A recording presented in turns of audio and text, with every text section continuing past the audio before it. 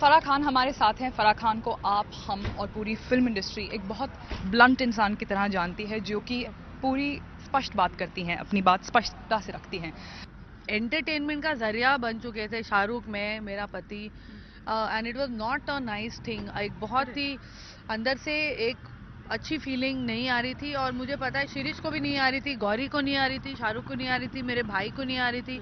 So I think finally ये जो onus था वो साजिद नडियाड वाला और साजिद खान ने उठाया कि अब इसको एक, उन्हें पता था कि 5 मिनट अगर हम मिल जाएं तो ये पूरा इशू सॉर्ट आउट हो जाएगा, and they actually took it upon themselves to organize a meeting between Shahrukh, Gauri, Shirish and me.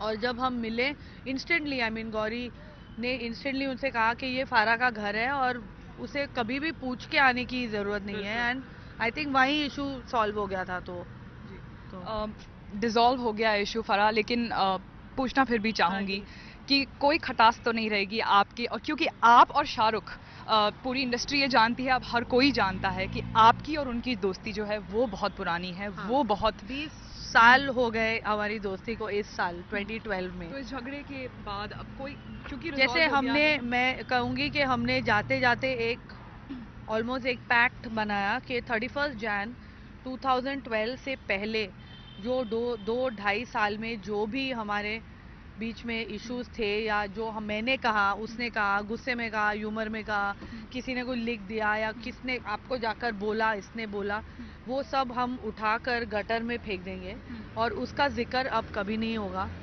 क्योंकि फिर वो ही शुरू होगा। बट तभी तुमने ऐसा बोला that we don't want to hear anything, it's a fresh start. It's, I think ये जो दोस्ती है या जो भी हमारे बीच में जो भी रिलेशनशिप एक था, फैमिली की तरह था, and I think that is just going to become stronger now. So sorry people who are getting entertained.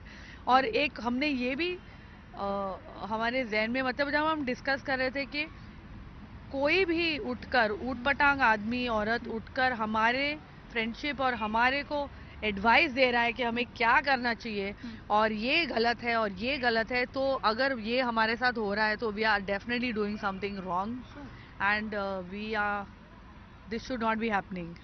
Farah, आप पार्टी पे नहीं थी।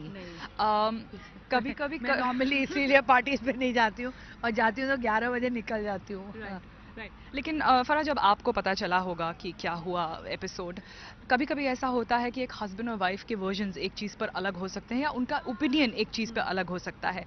अब आप और शाहरुख दोस्त भी हैं, तो क्या घर में ऐसा हुआ, अगर पूछ सकती हूँ तो, कि आपने शिरीष को कुछ कहा हो या समझाया हो? नहीं, obviously we had a long conversation and everything, लेकिन विच इज़ वाई कि मैं तभी कोई इंटरव्यू भी नहीं देना चाह रही थी, मैंने कोई बाइट्स नहीं दिए, मैं, हमने कोई प्रेस कॉन्फ्रेंस, क्योंकि गर्मा गर्मी या गुस्से में हम कुछ भी कह सकते हैं, कुछ भी कह देते हैं, और यही होता आया है।